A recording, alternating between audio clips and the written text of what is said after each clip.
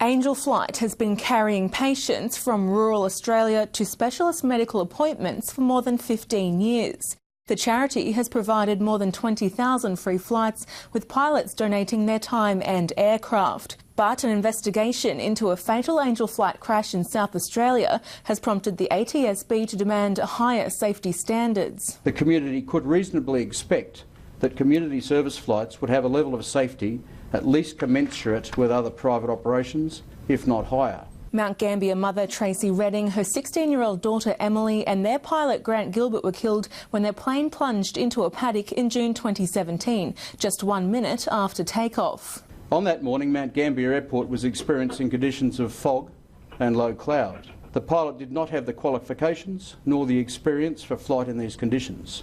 It wasn't the first Angel Flight fatality. 6 years earlier, Victorian mother Julie Twigg, her daughter Jacinda and their pilot Don Kernet died when their plane came down under similar circumstances. Community service flights such as Angel Flight operate as private flights. Private flying has a fatal accident rate per flight that is 8 times higher than commercial charter operations and 27 times higher than low-capacity scheduled airline flying. Passengers on these flights and their volunteer pilots are being exposed to much higher levels of risk.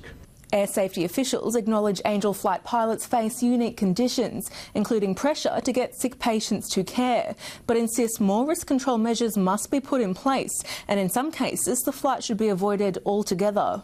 Commercial airline flights are reasonably available for around 2/3 of the flights historically conducted for Angel Flight.